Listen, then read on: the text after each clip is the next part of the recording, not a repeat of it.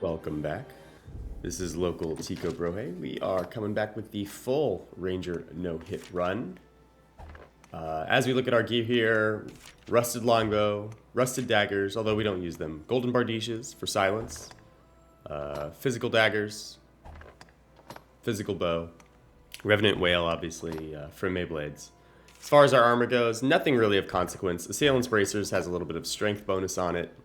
Everything we've chosen here is just for aesthetics. I just wanted to look cool. As far as rings goes, we have 2 barbed nails, the Ranger's ring, which has Deathly Arrow on it, and then Ring of Desiccation to avoid being drenched. Skills, we don't really use the dagger skills very often. Occasionally we will use 100 Kisses and Instant Reset. We never use Dazzle Blast. Reaper's Arrow, of course. Tenfold Flurry. Comet Shot we rarely use as well, but that's okay. And then as far as augments go, some damage augments, stability to avoid winds from the dragons, and then Acuity is actually the only augment that's kind of interesting, and that's just so that we can do a little bit more magic damage with our Dragon's Glaze, Ice Bow, and our Heaven's Keys, Holy Daggers.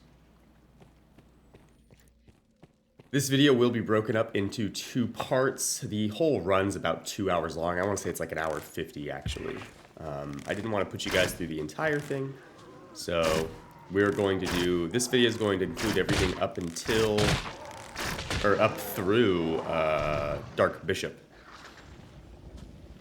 Getting started, Garden of Ignominy, we have the Saurian configuration. That tells us that our enemy that can spawn in is Death and not Garm. I don't recall whether we got this or not. So we'll find out together.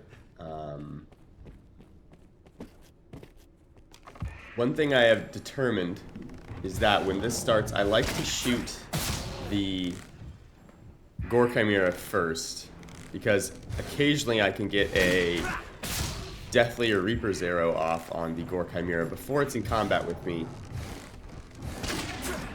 and it'll one-shot it. In this case I didn't, but that's okay. There's the Comet Shot. We really just use Comet Shot in a couple places.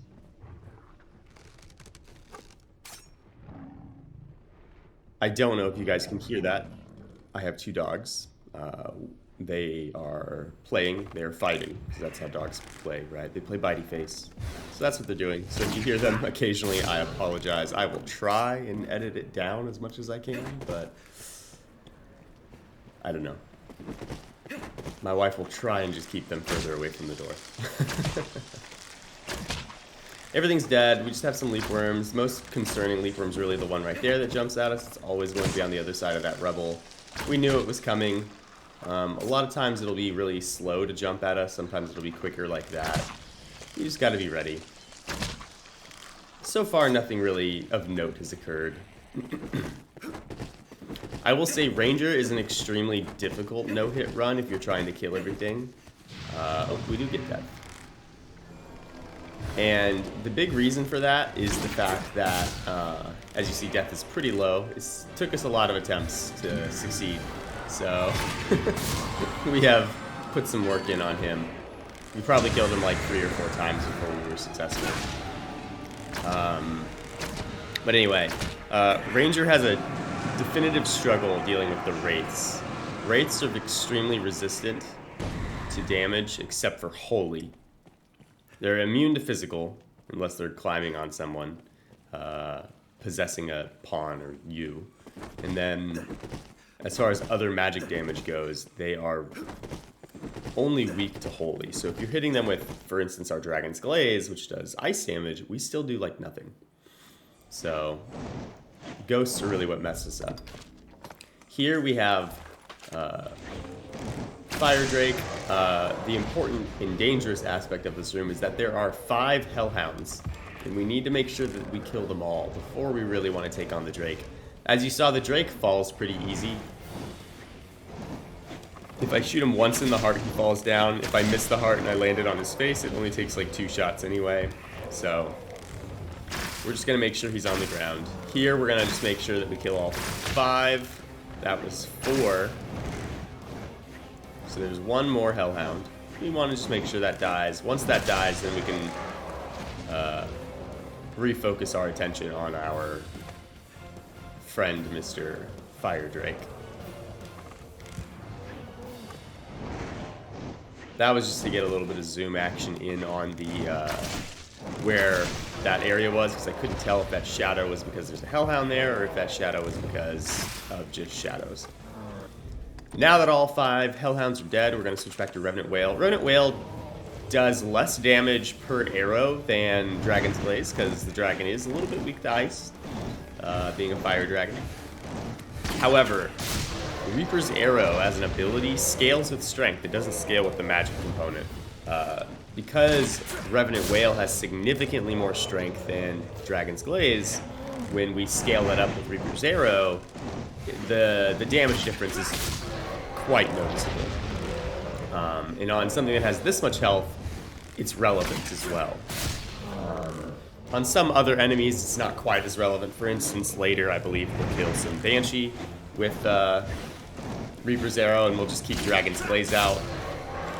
They don't have enough health for it to be a relevant difference. But against this guy, it is. If instead of Reaper's Arrow, we were using Tenfolds, however, that's where we might see Dragon's Glaze beat out Reaper's Arrow. It's because it's going to be getting that value of the ice damage 10 times versus just the once.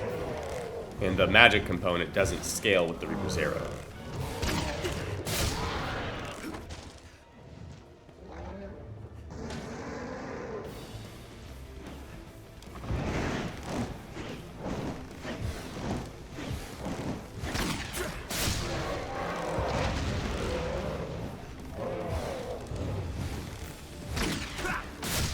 As I said at the beginning of this run, this is a full run. The previous video that we had was just the critical path,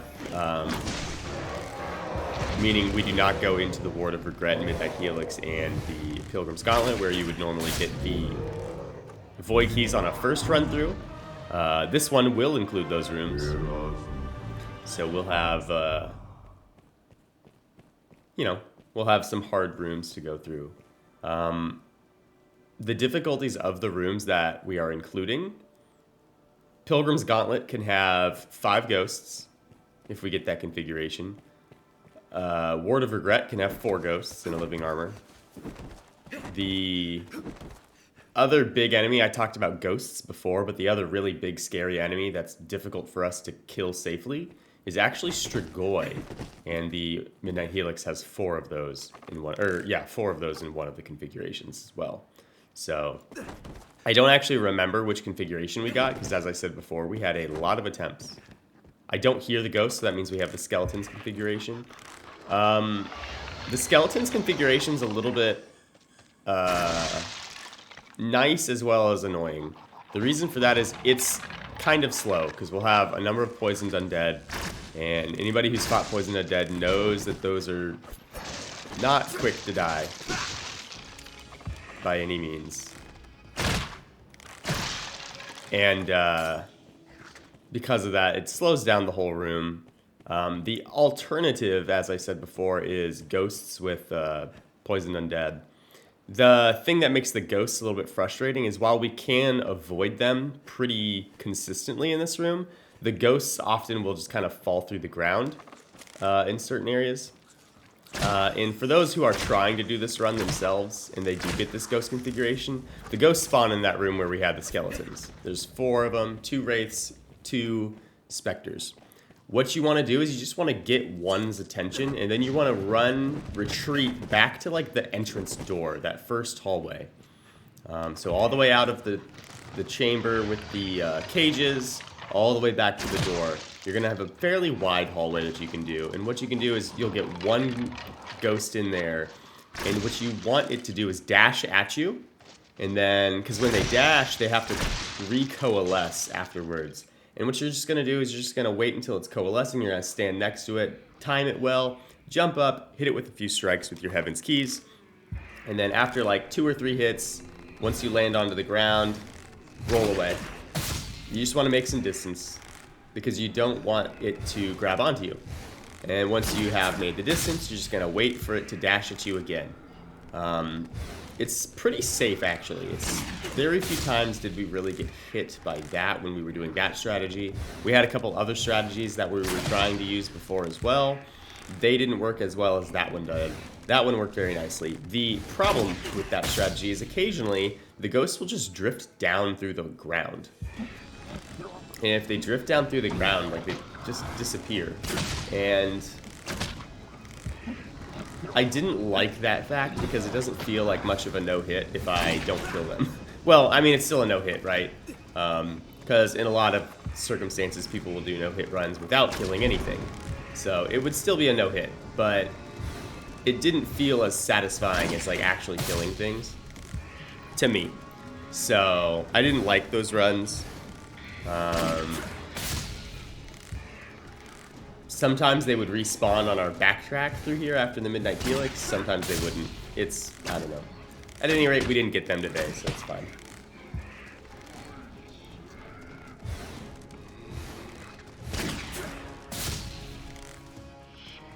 This is a factor of the fact that we are using Reaper's Arrow while really close to a wall. When you're close to a wall, you'll see that each break point of the charging of the Reaper's Arrow, the camera shakes, because if you are further away from the wall, it actually zooms in and out, is what it does. But because it can't really zoom in and out, because normally we're in third person, and we're so close to the wall that's really forcing our perspective to be almost first person. Because of that, it's actually throwing off where our targeting reticle is in relation to actually where we're going to shoot.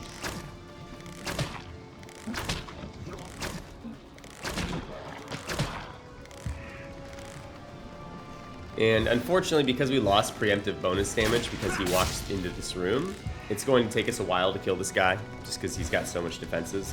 What we want to do is we run past them into this room and kill those two, the Gold and Silver Knight, and then we want to shoot through the hallway that way. If we are successful, we can actually keep them in that room by launching them, and they'll never gain... we'll never lose the preemptive bonus damage, rather, and we get to do a lot more damage to them per arrow than we were.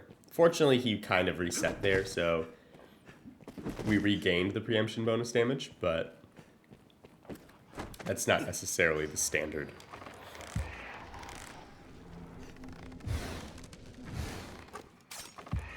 Here, I like to kill the skeletons first. The reason for that is, if the skeletons, for whatever reason, become wise to me, they will just do a blitz strike right at me. And that's dangerous. Like, that can hit me, right? Because it's so quick. There's a second one, although it seems to be around the corner to the left. This happens fairly consistently, so I'm not too surprised. Unfortunately, this guy saw us too. So it's gonna be slow, like I said, but it's okay. The reason I'm less worried about the poisoned undead is, although he is extremely stout and tanky, he doesn't really have a good means to damage us. He has to pretty much walk all the way up to us to spit at us or swing his arms. He only has like one charge move, and it's very telegraphed, and it's not difficult to evade. So I'm not worried about dealing with him first. Obviously now I will, because I don't have a line of sight on the other skeleton, and now he's aggroed, obviously, so it's even more of a good reason to deal with him. But if he wasn't aggroed now, I would still prefer to kill both of the giant skeleton guys instead. But we'll do this. It's fine. Now here I'm going to have to wait till that poison dies down.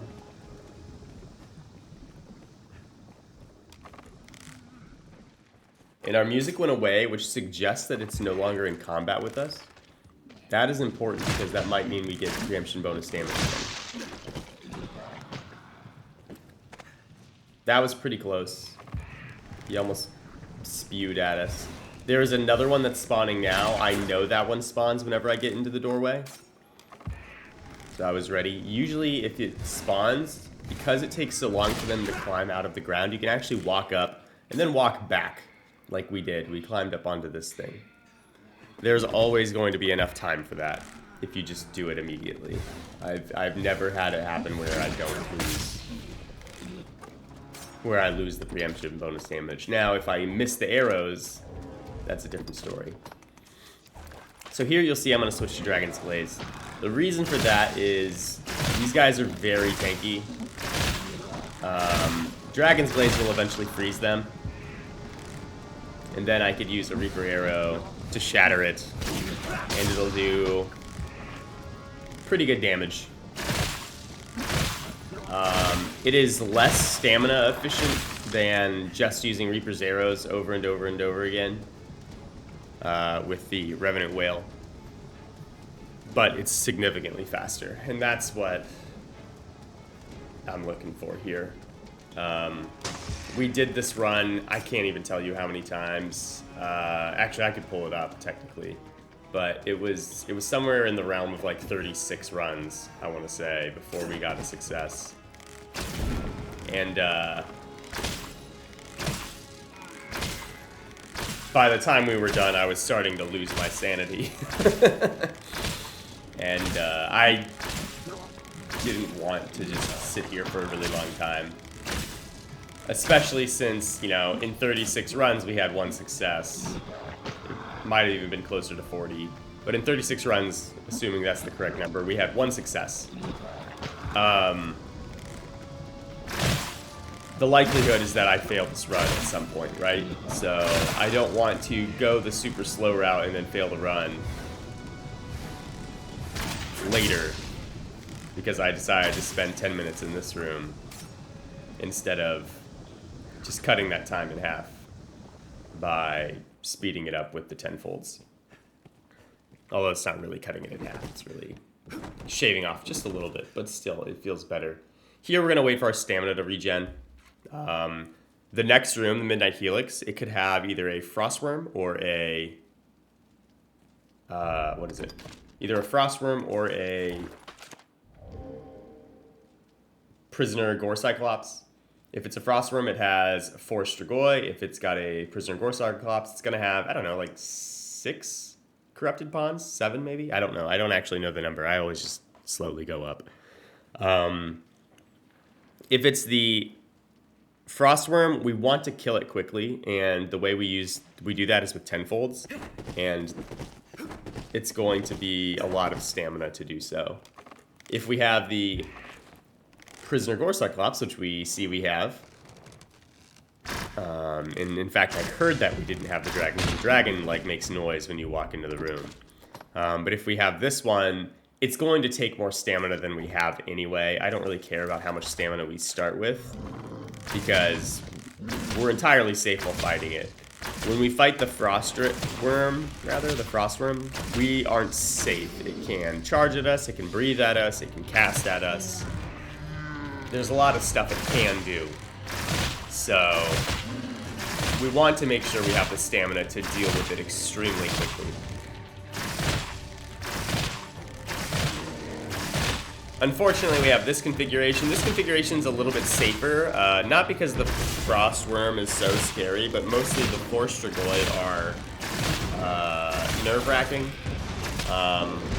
We have a very consistent system of dealing with them, but they are still dangerous.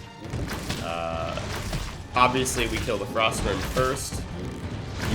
You climb up the blocks to spawn the first Strigoi in.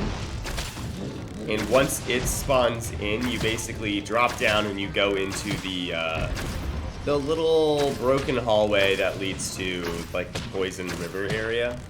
And the Strigoi will either fly up and around and try and flank you from behind, which you can tell whether he does that because you can hear him flap away, or he will go right above you. Fortunately, right above us is a crack in the ceiling. Right above us is a crack in the ceiling if we go in that little hallway, and we can generally shoot his wing as he's like trying to fly right into us through the wall. Occasionally he'll float down and try and go through the front door as well. Again, all 3 circumstances kind of puts him into a kill box that we're able to shoot him at. So that's how we deal with the first one. The next one, sometimes we can just shoot while we climb up. If I miss too many times, though, what we do is we just sprint past and we run into the cage. That's like halfway up the tower here. And from inside the cage, we can kind of safe spot them.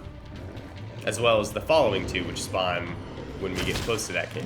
So it's kind of the same strategy for the last 3. In this case, we just safe spot this guy. If you're all the way to the back, the only attack that can really do anything to us is if he does his big overhand swing straight forward, reaching towards us. And that won't actually reach us, but what might happen is it staggers us. Now, in this case, he won't actually ever do that attack because we are a little too far for him to try and make that attack work. So he's always going to do either this attack where he's trying to walk forward and swing at us, but again, he can't because it's the hallway there, or he's going to do that attack, which is where he jumps. Both circumstances are not dangerous to us in any way, shape, or form, so we actually get a pretty free fight here. We get to just stand here and wail on him. At the beginning of this room, when I came in, my goal was to try and knock off his helmet. It's actually pretty tricky to do because of the angle he was at. Sometimes he gives us a nice angle when we walk through. This time he didn't. If we had managed to knock his helmet off, what ends up happening is when he does certain attacks where he leans down and leans forward, we get lucky shots off on his eye, and it really speeds up the thing. It probably takes off like a quarter. Like there, we probably would have hit his eye at least once. It shaves off like a quarter of the time. So that's why we like to do that. Obviously it didn't happen. So here, I'm gonna wait. I'm gonna actually go up here because I don't want his corpse falling to like cause some stagger damage to me, because that would be very sad. I count that as a hit.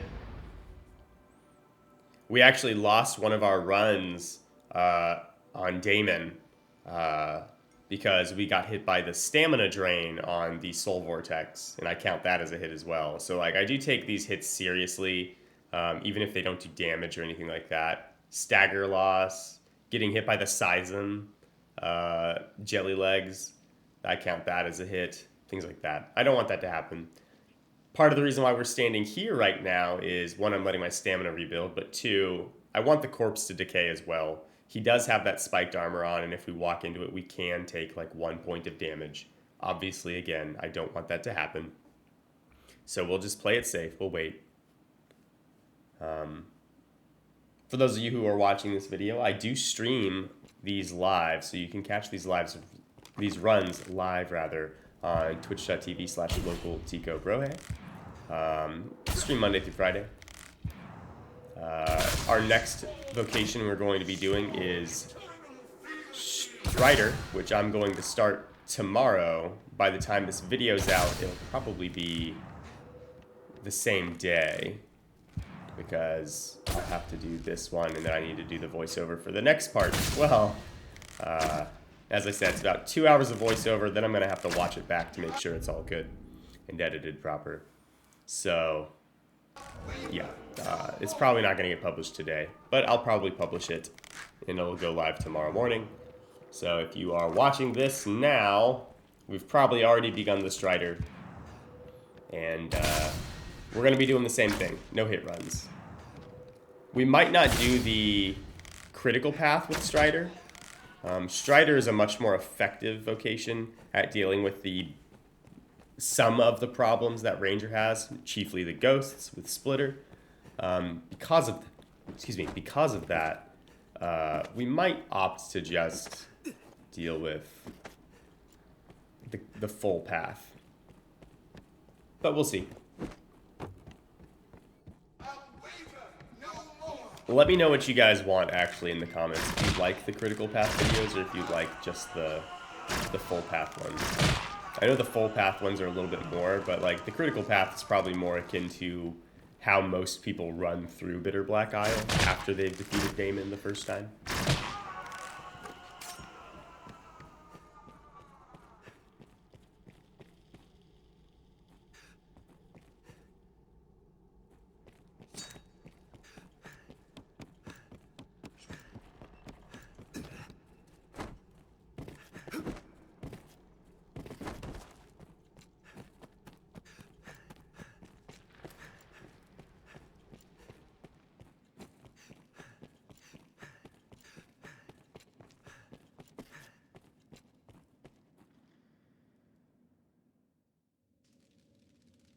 And now that we've done the Midnight Helix,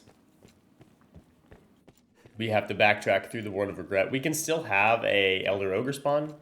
It doesn't sound like it will, because usually it spawns like right here.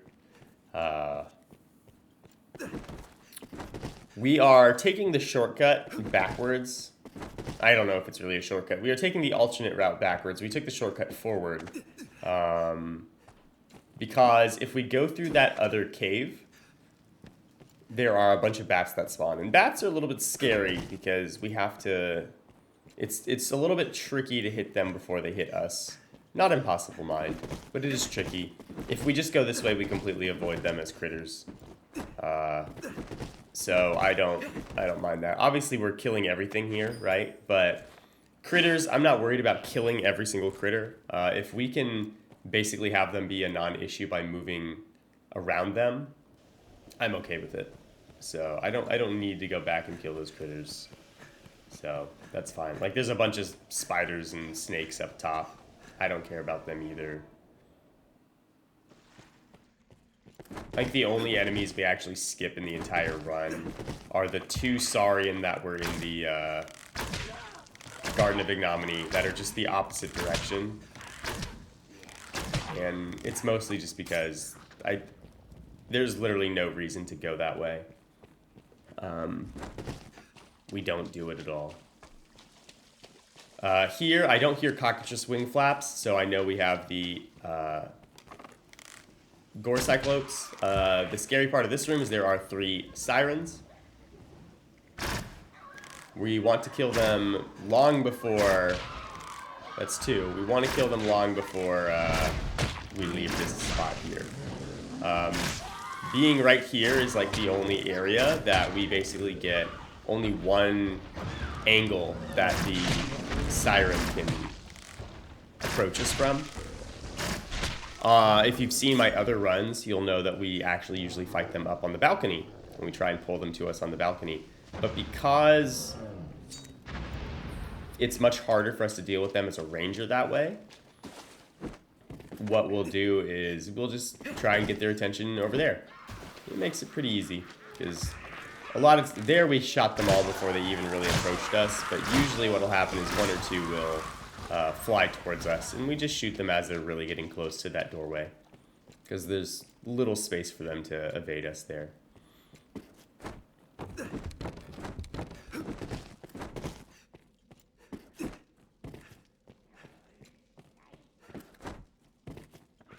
Goblins, you'll note that I shoot very specific ones, kind of. And it's based off of, like, their casting, like, how they cast. I say you'll note I shoot very specific ones. You might not, because it looks like I just shoot the closest one first.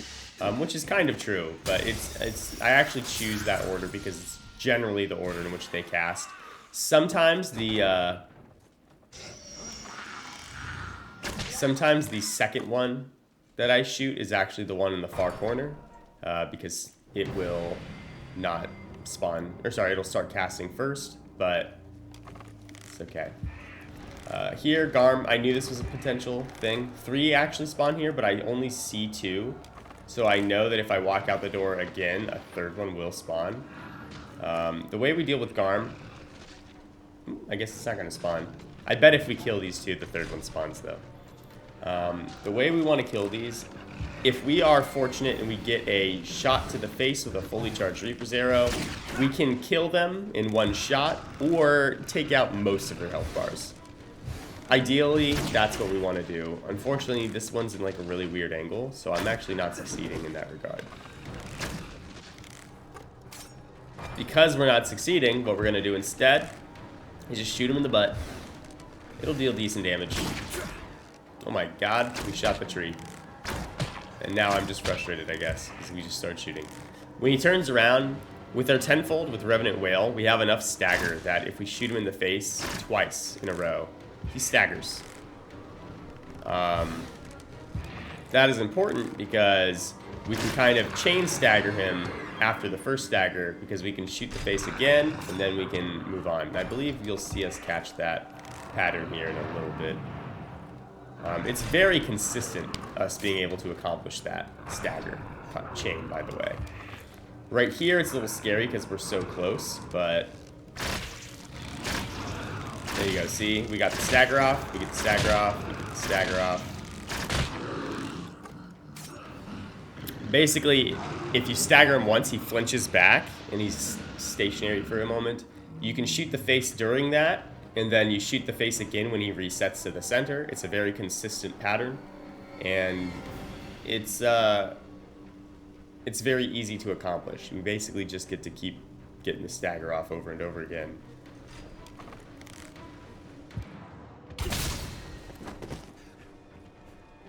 I did that just to get him moving. We're gonna deal with him the same way, Tenfolds. There we didn't just get a stagger, we got a knockdown. And there's the third one. Like I said, I bet once we kill the last two, the third one spawns in. That's exactly what happened. Now, it's got its back to me. Which is unfortunate. Because that means I probably don't get a Represerver to the face.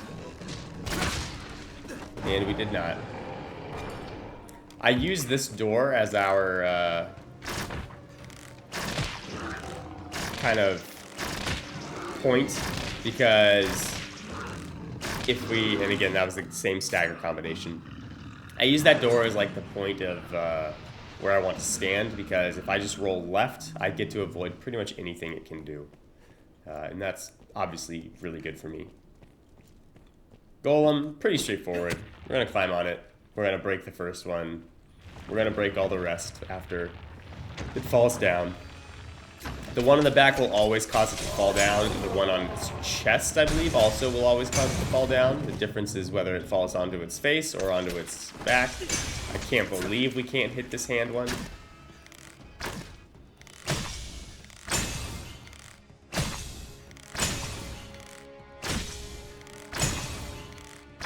All we have left is this hand medallion. Unfortunately, the game says no, despite it being very open. But we're not worried. It's a very easy medallion for us to shoot once it starts waking up. Which is now. We're going to use Tenfold. It's unnecessary, but in the event that we kind of miss, I want to have more arrows downfield. That way, if I do miss some of them, the likelihood that one of them hits is really high. And then two, if I miss all of them somehow, or if I'm using the other arrows and we do miss, it's going to be a situation where he's enraged and very fast, and I don't want that. Furthermore, it takes 2 shots to actually break the medallions, and Tenfold sends 10. So even if I hit with single arrows, I still have to fire a second time. Here we have the undead configuration.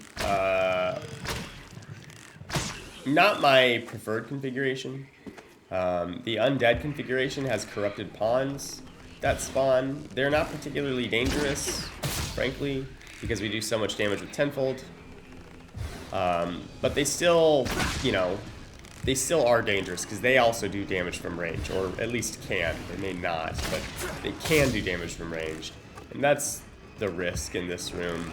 The other configuration has Saurian, Sulfur Saurian specifically, but it has Sulfur Saurian, and then it has Greater Goblins along with some Eliminators. All of those operate in melee. We can basically just keep shooting them, and they never get close to us because we can kill the Goblins in like 2 arrows, or 1 if they are unaware. And then the Eliminators, we kind of can just keep at arm's length by just being far enough back. Generally, arrows will stagger them consistently enough that we don't have to even worry about them. But if they do end up, we do end up losing the preemption bonus damage, we still have the ability to kind of just go into a place where they're not going to be able to hit us, and we still get to hit them. Or rather, there's only one attack that he can do, which is the charge, and a Tenfold to the face staggers them. A second one, while they're staggered, will knock them down. So it's a very easy enemy to deal with. As I said before, that's not what we got. There's going to be one more undead that spawns right here in the water. There we go. And we have one more poisoned undead.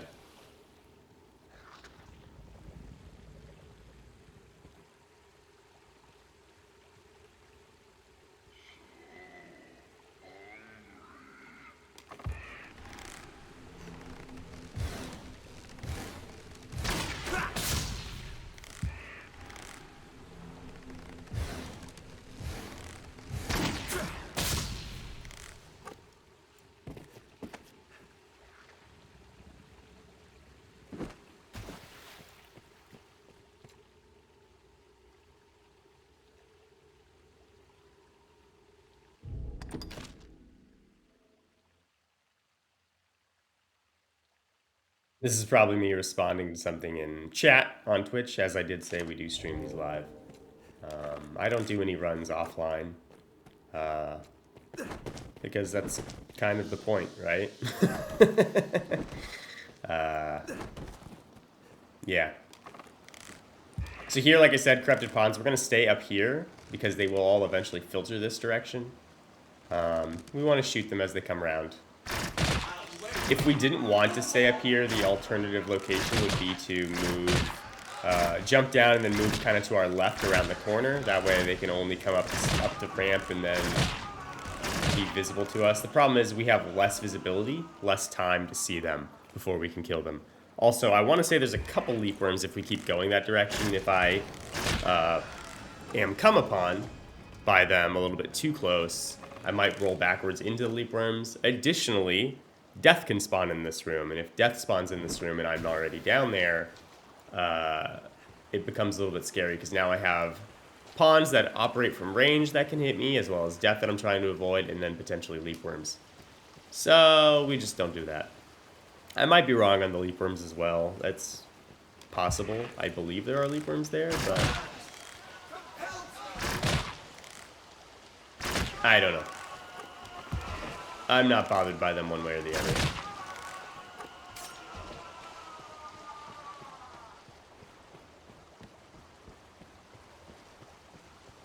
I was using the camera to look around the corner early there because we did lose a run one time to a final pawn that was just around the corner, and we walked around the corner and he just shot us once with his bow. And it was very sad. Actually, I think it was a mage one, so it shot us with like the regular basic attack from the staff. It's really sad, so you see me kind of be really cautious there. Here we're going to get our stamina up. The Gazer fight is pretty easy. The way we handle Gazer is we're just going to kill the tentacles by the doorway initially. First with daggers, while only 1 or 2 spawn, and then once the first 2 spawn, usually he starts spawning a lot more at the same time. So then we're going to switch to Tenfolds. Tenfolds, very stamina-intensive ability. We aren't excited about it, about having to use that much stamina, I mean. But once we kill enough tentacles, he'll spawn the big one underneath us. We're just going to maneuver that underneath him if we can, and we have enough time to. If we don't have the time to... Oh, we just start with the tenfolds right away. Interesting. If we don't have enough time to, what ends up happening is we choose to... then he'll... after he does that, we'll let him cast that ability. He'll still have a couple tentacles left on his carapace. So what we'll do is we will allow him to do his gaze at us afterwards. Once he does the gaze, he does a charge move. This is only after he's done the big tentacle, by the way. But once he's done the big charge move, I shear off the last 2 tentacles. Usually there's only 2 at that point. And then we'll shoot him in the eye, because he'll fall to the ground. Pretty easy. Or rather, I shear off the last 2 tentacles and he'll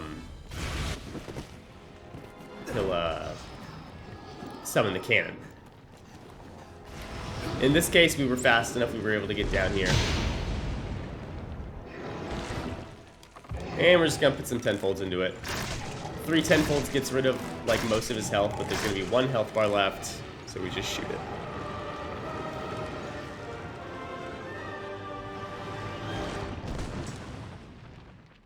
And there's Gazer. And when we were doing this run, I was telling people that this run actually gets easier as time progresses because some of the rooms that were at the beginning are the harder rooms because there's a little bit more variation in, or a lot of the variations are kind of annoying both directions. And this is where is the peak of that, actually. Fortress of Remembrance, if we get the ghost configuration, is extremely difficult as Ranger. You basically have to kill the Strigoi that's shooting at you, or that's flying at you immediately, and then you need to kill the other two Strigoi as quickly as possible. Once they're done, then you have to like manipulate past all the way, all of the ghosts to the other side, and then you have to try and like deal with them, and it is very difficult to do without getting grabbed or dashed through by the other ghosts. Fortunately, in this run, I'm pretty sure we didn't get them. But it was extremely difficult trying to figure out how to do the Fortress of Remembrance, and we never really ended up figuring it out. Yes, we managed to get past them a number of times. You'll see me switch to Heaven's Keys just in case. I don't see a Strigoi there, so I know we have the Undead configuration. So I'll switch back to the other daggers. Mostly for aesthetic. We don't need the other daggers. But anyway, but yeah, this room was very difficult to deal with. Specifically the very beginning of this ghosts. Because we don't have it, the difficulty of this room really flies down. Here we're just going to Reaper's Arrow these poisoned undead over the cliff. It's just consistently easier. The concern with this one here is that we launched onto the stairs on accident, which sometimes does happen. Because it took a step forward, I know we won't have that happen, but he kind of juked me there with his speed. I thought he was going to be going faster because his first couple steps were real quick, and then he was like, nah. Here I'm just using a Dire Arrow. I don't want to use Deathly Arrow or Reaper's Arrow because I don't... Occasionally, if we hit him in the head, they will get launched on the very first arrow, just like the very first one we shot did. I don't want him to get launched on the first arrow because if I do, he 100% will stay on the platform, and I don't want that. Elder Ogre did not spawn. There are 6 wargs though, so we're gonna slowly be over here. We're on one side of the bridge because I want less aiming I need to do. If I stay on the left side of the bridge, I can shoot straight to kill the first 2, and then I just need to adjust my aim a little bit to the right to get the other 4. It is still stressful though, because there is the possibility that we do get hit, but it's considerably more consistent than the wraiths are in this room, that's for sure. Leapworms are in those roots right there. I pointed at them probably because I was telling stream that. If we just stay on the outside, we actually completely avoid them.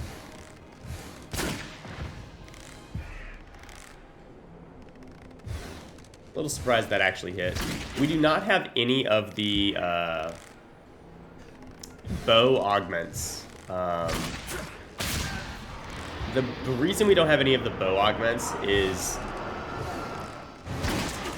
the increased accuracy and range we can get with the bow augments is not something that we really need to become successful with the bow.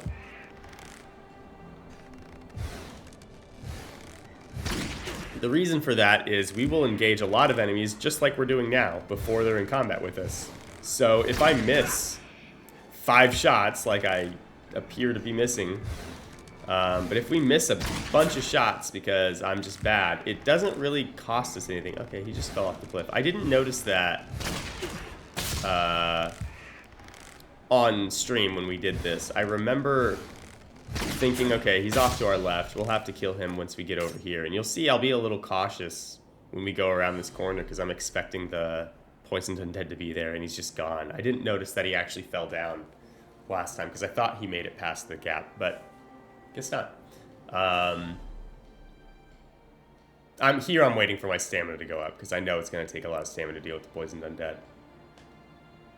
Probably. And then I'm like, where the hell did he go? I don't know. Let's do the Pilgrim's Gauntlet.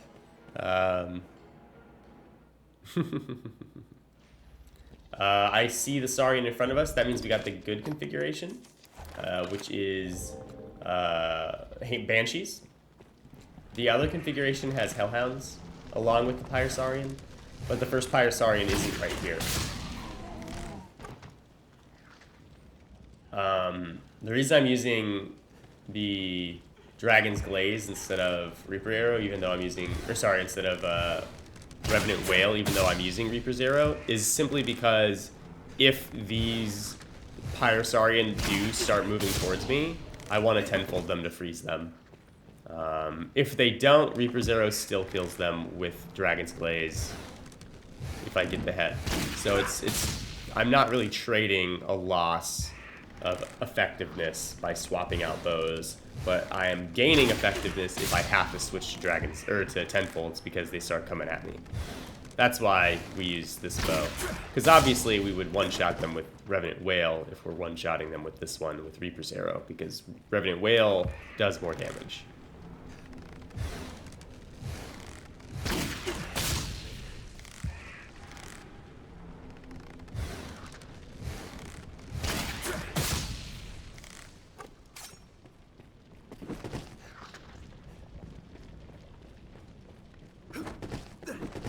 There's usually a Pyrosaurian there. If you have the Hellhound configuration, I kind of just forgot. So because we have the Banshees, we're going to have 2 Golems. But there's also 4 Sirens that we need to kill first. So you'll see me tenfold because they're all next to each other. There's 2 right there. The other 2 is 1 there, and the other one's to the right of it. There we go. So that's all 4. Now we're going to go down there and take care of the Golems. If we had the other configuration, the Hellhounds configuration, we actually have a Fire Drake. I actually completely forgot about the spiders there. That was a little bit scary. But we would have a Fire Drake along with Wraiths. There are 5 Wraiths in here. While that sounds pretty scary, the Fire Drake's really easy to deal with by just shooting it with our bow, kind of like how we did deal with the one in the Duskmoon Tower. Same fight, very easy.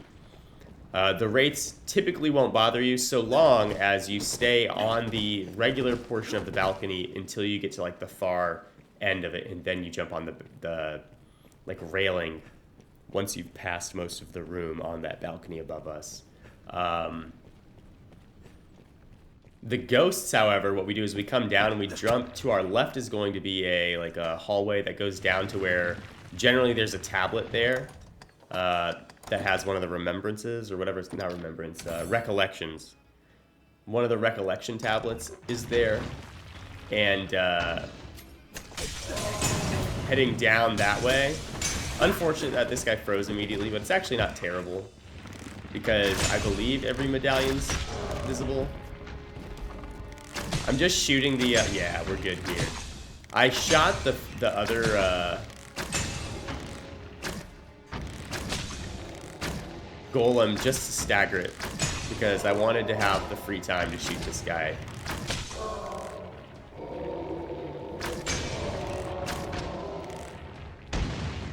So as I said, a chest shot will knock him onto his back. A back shot will knock him onto his front. Ideally, we want him to fall over, but I'm also a little bit nervous about whether shooting him will freeze him. In this case, it does. And I'm just like, dang it. Unfortunately, he is frozen and we have not dealt with his foot. If being a keyword, if I had been kind of smart, I would have saved that back one. Because if I shoot his back, later I can knock him down and get a guaranteed shot on the foot. Now, as it stands, we'll probably have to shoot him in the face to stagger him. And then try and shoot his foot then. Which is just going to be difficult, especially since he's enraged and very quick now. If I wanted to play it especially safe, I could have gone into the hallway where we killed those spiders. You're just gonna see, I'm gonna try and keep my distance. If he punches like that, it's very easy to evade the punch, but a lot of the times, even if I evade the punch, I get hit by the stagger. And I don't want that. That was fairly close because I got caught. But yeah, to our right's a hallway leading down to that recollection, as I was saying. What we do is we kind of bait Ghost into dashing towards us. After it dashes towards us, it'll try and like drift away out of the room, up into this room. When that happens, we get to do like what I mentioned in the Word of Regret, where we get to shoot at it, you know, or not shoot at it, we get to swing at it a couple times. There, I was kind of transitioning into Tenfold. I should have just shot it instead of trying to use Tenfold. But because I was transitioning, I didn't have enough time to get the shot off before I'd get hit by the ability, so we just canceled it and rolled away. But yeah, that hall in front of us is where we would go. And we'd lure the ghosts that way, jump up, hit them with some Heaven's Keys shots, slices, I guess. And then once we get the Heaven's Keys hits in, like 1, 2, 3 shots while we're in the air. Once we land, we just back off and we let it drift away, and then we're gonna try and lure it again. It takes a long time, but it's extremely consistent. Actually pretty safe. It's probably the easiest ghosts room we can get, just because of how safe it is to deal with them. Because they are very consistent in their motions. And then if we see that we're gonna have multiple dashing at us at the same time, we just shoot one of them with our Dragon's Glaze so that it staggers and disappears, and that's just gonna make them be on off timings to each other. It's very, very efficient way of making sure that the timing's better for you than for them. Just pop one. Moving down here, we're gonna have Poisoned Undead. We're going to try and launch them off. Getting them to spawn in and stay spawned in is sometimes a bit of a chore. This time it was very efficient, but a lot of times like only one will show up, and then I'll move over here and then it'll disappear, and I'm like, oh gosh. So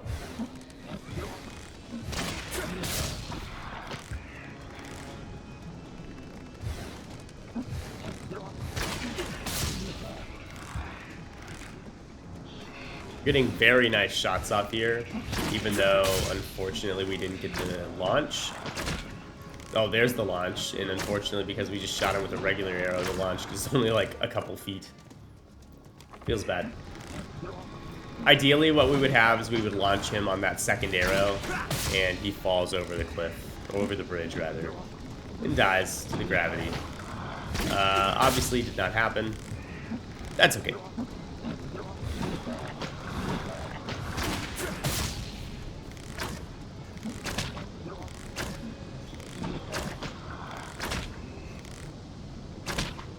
Okay, so that one walked off the cliff. That's great for us. The other one's dead. I always jump through this hole here, but we can have a Banshee as well as 2 Stout Undead, and then a couple Leap Worms that can spawn on that skeleton to the left. Here I see we have a Stout Undead that did spawn in. There's one Leap Worm. I don't know why that doesn't one-shot it. Usually it does. Usually a shot from our bow will. I don't really understand. Sometimes the Banshee does spawn right there after we've gone through. There's also a little bit right behind it is going to be another Stout Undead. They didn't spawn this time. Whatever. Here we're going to switch to Rusted Longbow. We're going to Tenfold Flurry it in the face to Torpor it. Then we're going to switch right back. That was an instant reset to allow me to switch weapons quickly. We're going to get a Reaper's Arrow hopefully off to the face. Sometimes we miss, but that one was in the crown of the head. Not quite as good as the face. The face does way more damage than the crown. But once it's under 4 health bars remaining, it'll enrage. I'm going to use Tenfold here because I don't want it charging at me. I ideally would prefer to use Reaper's Arrow for 2 reasons. One, I like Reaper's Arrow much more than I like using Tenfold. I think Reaper's Arrow is very fun to use because of the skill expression that it has with the timing.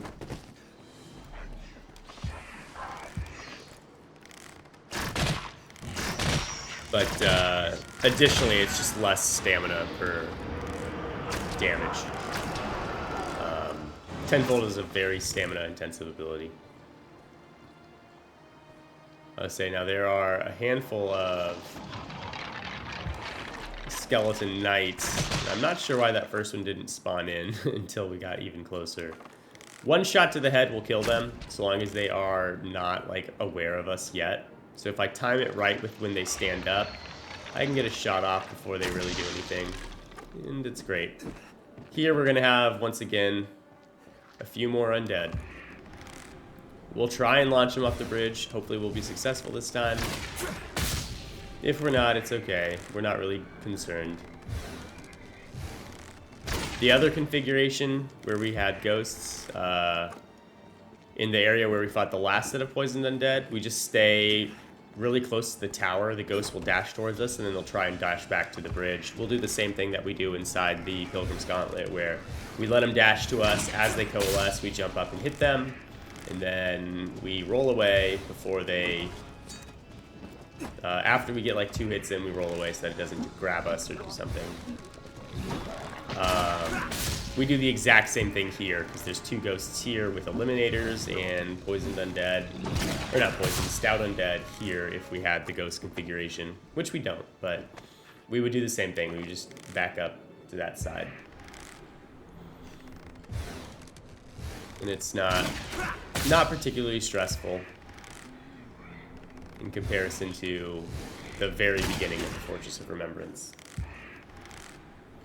Now that we've made it past the Fortress of Remembrance, the difficulty of this run really starts to scale down a little bit. Not to say that there aren't plenty of things that are dangerous, but there are just so many rooms that have configurations that are very dangerous to us up to this point, and including this point. Afterwards, there's only a couple rooms that I'm like actually very concerned with. One of them is going to be in the next video, which is the Rotwood Depository, because ghosts again. Although, again, a much more consistent room to fight. So I'm not really scared of that room. It's just like, okay, this is a room that can have a problem. Tower of Treasons Repaid. 2 configurations we can have. If we had the Strigoi with the 13 Succubi, we would have just immediately sprinted to that cage to my left. Because we have this one, which is Banshees and Sorcerer... or skeleton sorcerers. What we want to do is kill the skeletons first, specifically the ones that are casting above our line, because they can cast Ingles. Specifically the one in the cage across the way from us, above us, can cast Ingle. We don't want that. The other ones will cast targeted spells underneath us. And then the ones that are further below us, the first one we shot that was below us can cast 11, but the other 2 will always cast Ingle, which means we're very safe, because the Ingle doesn't go through this concrete pathway. However, on the bridge, if they shoot the ground of the bridges that link the 2 sides, then we can get splash damage of the Ingle through the ground. So we're going to wait until his Ingle fires, give it a second, because the splash damage actually lingers even if the effect is gone, and then we're just going to shoot him once, just like that. Now there's one more skeleton sorcerer that's active. He's just not in combat with us. He's across the bridge. You'll see me kind of shoot. There's one. There's also a Banshee laying on the ground there. This room configuration can have a cursed dragon that spawns. So I'm going to kill all of the Banshees that I can reach without moving forward. Because if the cursed dragon spawns, there's a very specific area I want to be so I can be safe from its breath. More specifically, the ricochet from its breath if it does its big breath. And that's all the way at the bottom. If I have to run past the Banshees to get to that point, I'm going to be in a little bit of trouble here, because if the Banshees just do their yell towards me, then I get hit, right? And I don't want that. So we're going to kill, there's 3 down there, we're going to kill, there's 2 on the bridge that's below us that we're going to kill as well. This bridge, they don't spawn until about the top of the bridge, so right here, yep, there they go. So now that they're there, we'll take them out.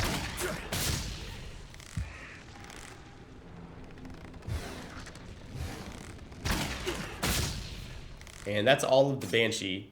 Now there are still more skeletons below us. There's also a cursed dragon that can and probably will spawn. It almost always does.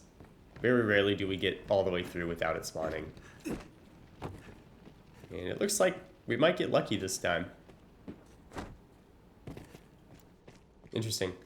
Down here, there's going to be skeleton sages or skeleton sorcerers as well as giant skeletons. First is going to be a giant skeleton over here to the left. If you time this really nicely, you can actually shoot them before they move, and if you land all the shots to their head, they die. Next are going to be 2 skeleton sorcerers.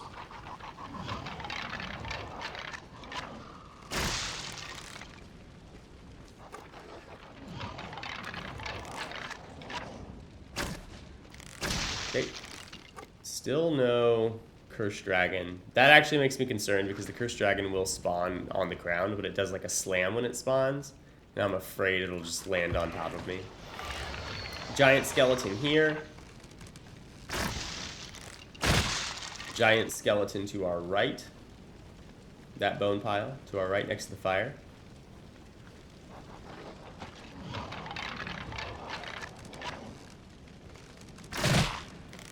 We're not doing very good on the timing of these. Next, skeleton sorcerer in the middle.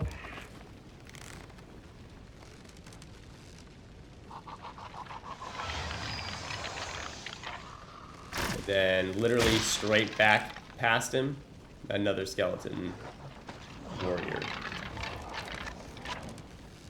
And that's it for the tower.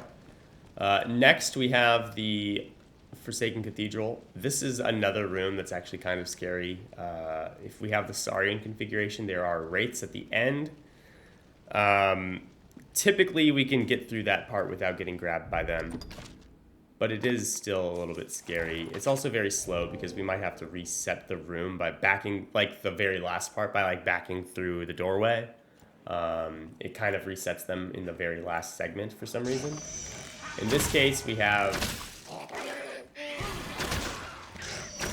the Vile Eyes configuration, which is the preferred one.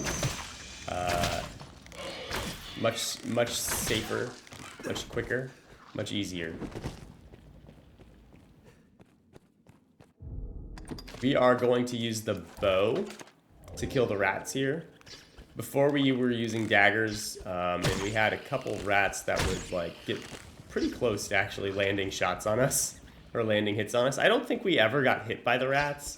But there were a couple that were actually really close because I would just miss. You move so much when you swing with the daggers that I actually have a hard time controlling it at times.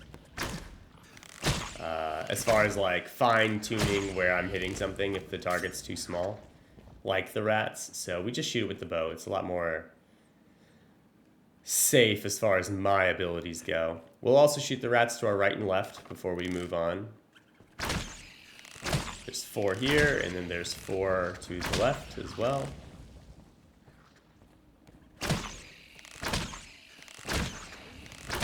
And there's 4 goblins, and then a silver knight.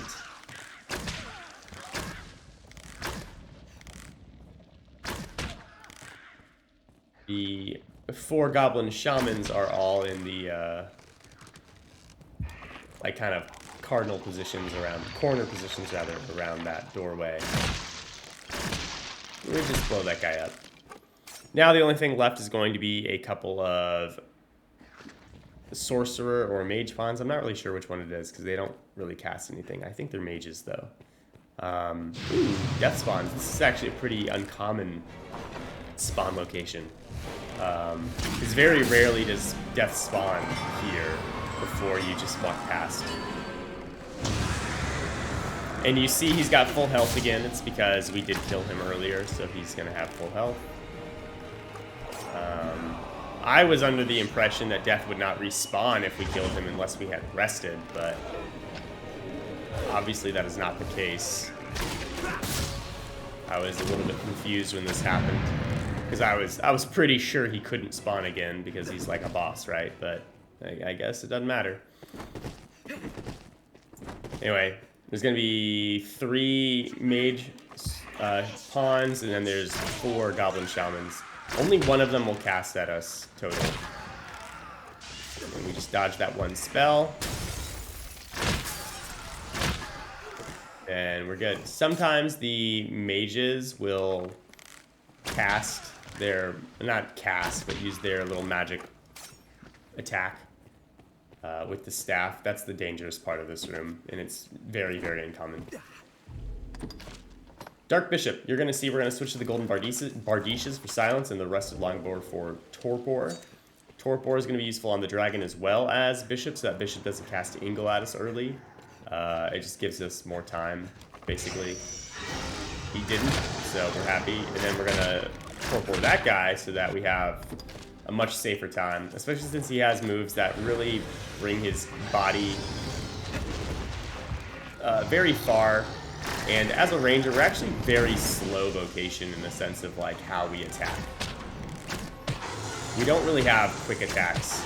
Even the quickest attack we have, which is Tenfold, even Tenfold is kind of slow because you have to stand, you have to like whip out all the arrows first. After that, like it's really fast, but like because you first have to pull out the arrows, it's a little bit of time. He's casting Fervor. Fervor, when he casts it, is always going to be targeted to where you were standing at the start. I'm going to break that pustule because once I was waiting for him to drop a pustule so I can come up here and slap him with the Golden Bardiches to silence. Now that he's silenced, I'm going to back away again.